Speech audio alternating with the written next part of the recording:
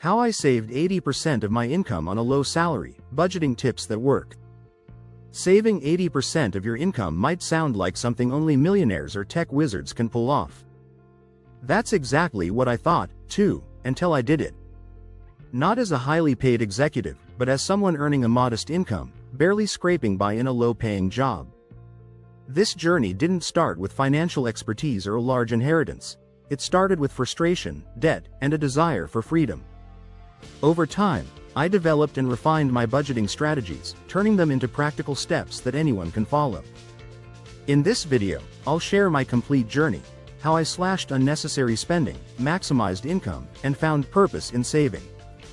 If you're struggling financially or just looking to take control of your money in 2025, these tips could change your life. Tracking every rupee opened my eyes. The first and most powerful step I took was tracking every single rupee I spent. No more vague ideas of, I think I spend less than 10K on food, or, my bills aren't that much. I went full data mode. I started logging every single purchase, whether it was a coffee, a toothpaste, or bus fare. I used both a notebook and a free budgeting app, and within the first month, I was shocked. I discovered I was bleeding money on small things I didn't even remember buying.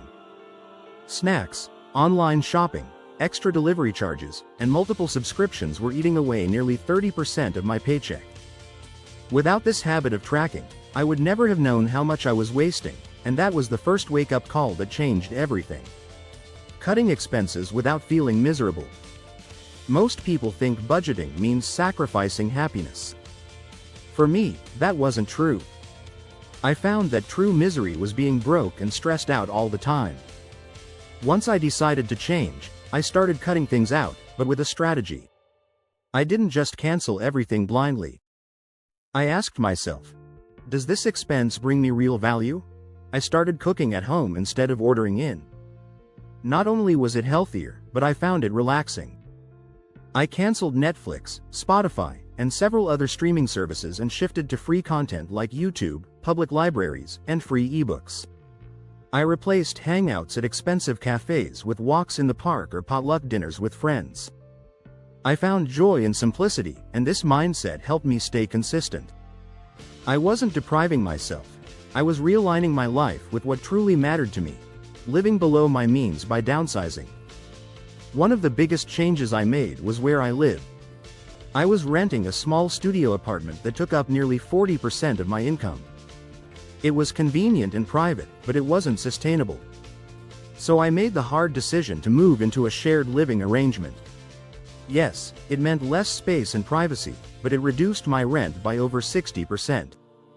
That alone allowed me to save thousands over the year. I also got rid of excess furniture and belongings by selling them online, which not only made me money but also simplified my life. Downsizing isn't glamorous, and it's definitely not easy.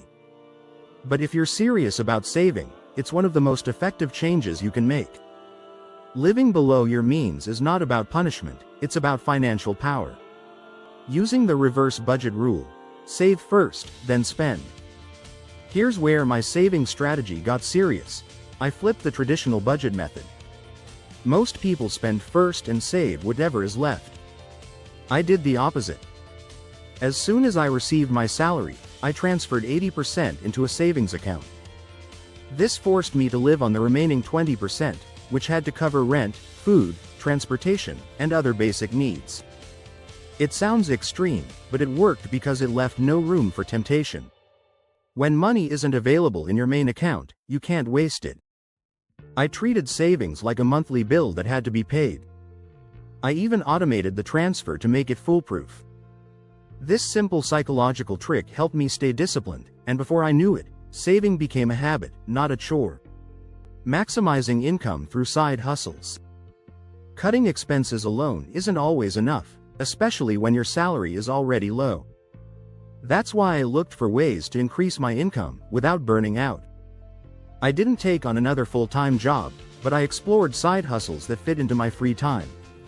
I started freelancing online, offering skills like editing, writing, and social media management on platforms like Fiverr and Upwork. I even tutored students virtually in the evenings.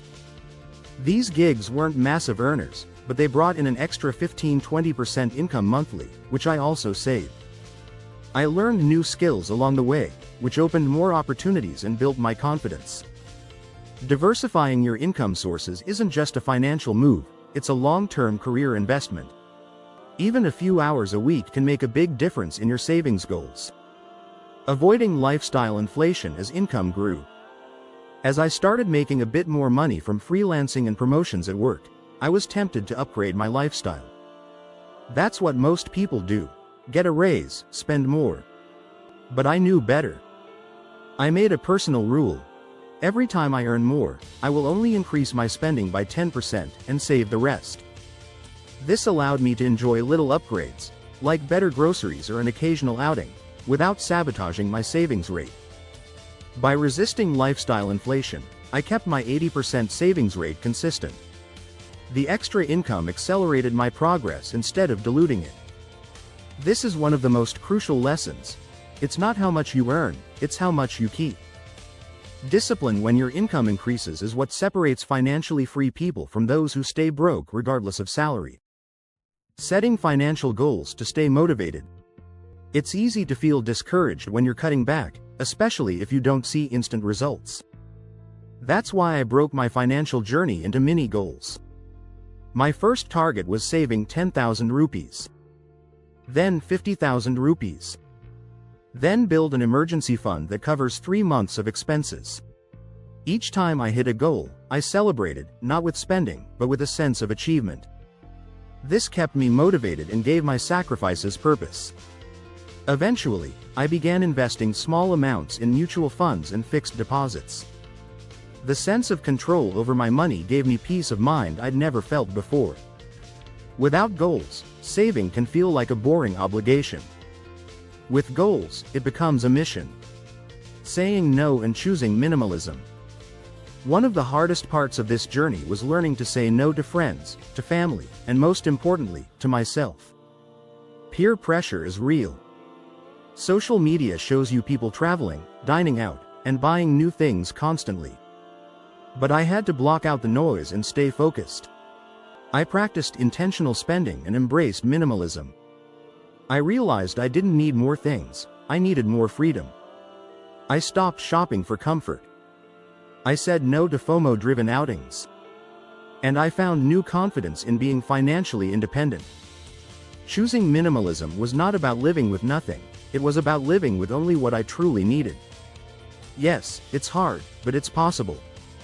Saving 80% of your income on a low salary sounds impossible. But I'm living proof that with intention, discipline, and strategy, it's more than achievable. I wasn't lucky or born into money. I made conscious decisions, sacrificed short-term pleasures, and focused on long-term goals. If I can do it, anyone can. You don't need to be perfect. You just need to start. Track your expenses. Cut the excess. Boost your income. Set goals. And most importantly, believe that financial freedom is possible, because it absolutely is. Thanks for watching. If this story inspired you, hit the like, subscribe, and comment with your biggest takeaway. Let's help each other grow financially, one smart decision at a time.